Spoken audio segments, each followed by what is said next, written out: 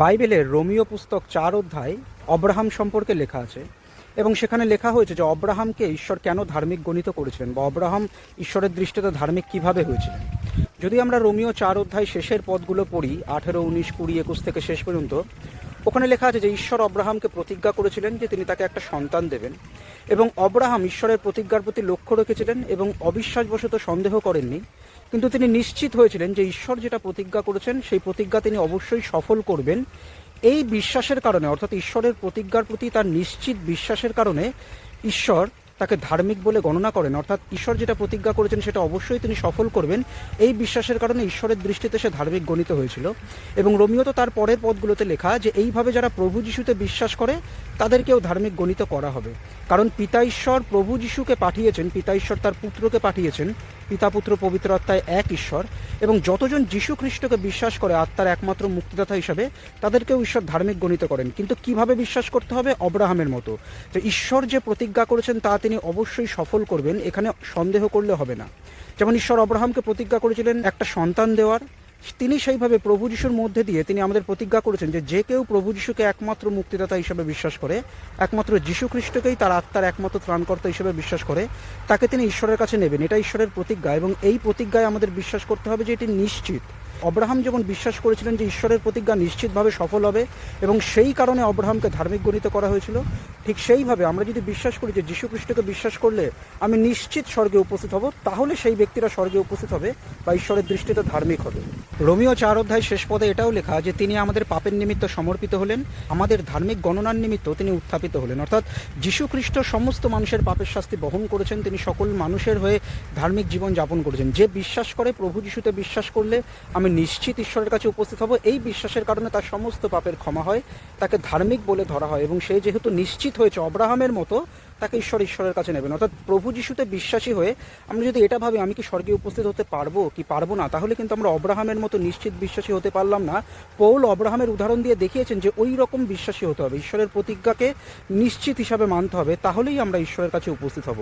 ভুল বিশ্বাস করলে কিন্তু কেউ ঈশ্বরের রাজ্যে উপস্থিত হতে পারে না। কেউ যদি বিশ্বাস করে যীশু খ্রিস্ট একমাত্র মুক্তিদাতা, তা না, আরও অনেক আছে, বা মরিয়মের কাছে স্বর্গদূতের কাছে প্রার্থনা করার প্রয়োজন আছে, তাদের মরিয়মের কাছ থেকে বা স্বর্গদূতের কাছ থেকে অনুগ্রহ আসবে, তাহলে আমরা আর যীশু খ্রিস্টকে একমাত্র ত্রাণকর্তা হিসেবে মানতে পারলাম না।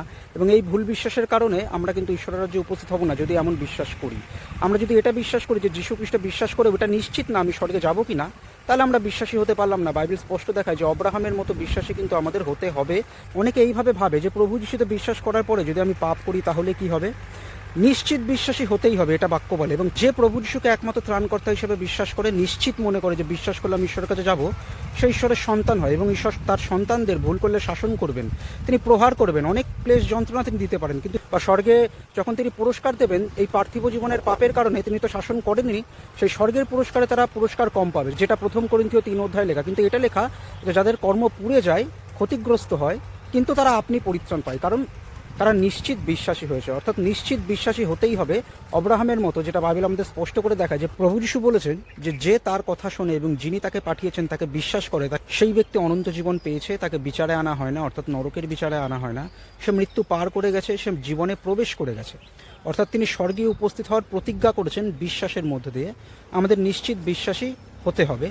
প্রভু যিশুতে বিশ্বাসী হয়ে আমাদের অবশ্যই ঈশ্বরের বাক্য পালন করা উচিত, পবিত্রতায় জীবনযাপন করার চেষ্টা করা উচিত, পাপ করলে ক্ষমা চাওয়া উচিত, সহভাগিতা করা, প্রার্থনা করা, উপবাস করা, প্রচার করা, সব করা উচিত। কিন্তু এগুলো করে আমরা পরিত্রাণ পাই বা ধরে রাখি এমন বিশ্বাস করা উচিত না। আমরা বিশ্বাসেই পরিত্রাণ পাই, বিশ্বাসেই স্বর্গে উপস্থিত হব, এই নিশ্চিত বিশ্বাসে আমাদের হওয়া উচিত।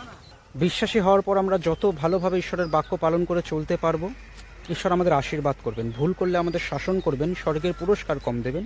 কিন্তু যে নিশ্চিত বিশ্বাসী হয়েছে, যে বিশ্বাস করলে আমি ঈশ্বরের রাজ্যে উপস্থিত হবই, অব্রাহামের মতো নিশ্চিত বিশ্বাসী হয়েছে, বিশ্বাসেই পরিত্রাণ লাভ, বিশ্বাসেই স্বর্গলাভ, এগুলো বিনামূল্যে যীশুখ্রিস্টের অনুগ্রহে, এই বিশ্বাসের কারণে তারা অবশ্যই ঈশ্বরের রাজ্যে উপস্থিত হবে। কিন্তু ভুল বিশ্বাস করলে বা প্রভু যিশুকে প্রভু প্রভু বলে ডেকেও সন্দেহ করলে হবে না, আমাদের অব্রাহামের মতো বিশ্বাসী হতে হবে। ঈশ্বরের সৃষ্টি করা প্রত্যেক মানুষই পাপী, নিজেদের দোষেই পাপী।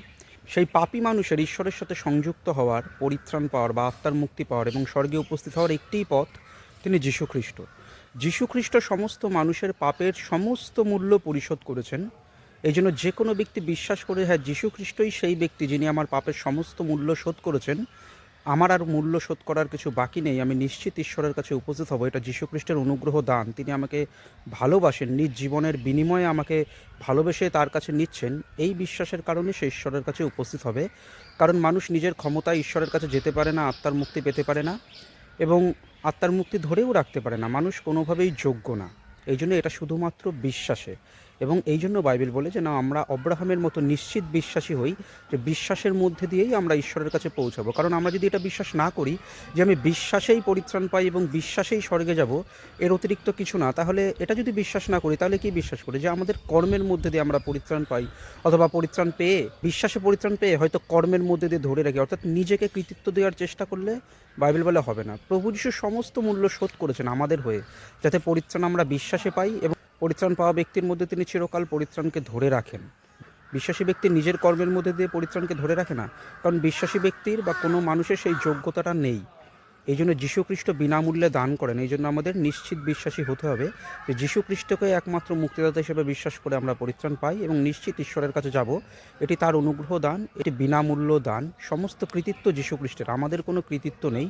এইটা হচ্ছে প্রকৃত সুসমাচার, এইটা আমাদের বিশ্বাস করতে হবে এবং অন্যকে বলতে হবে। প্রচুর পাস্টার, প্রচারক, ফাদার এবং অনেক আছে যারা ভুল প্রচার করে, এবং সেখান থেকে সাবধান থাকুন।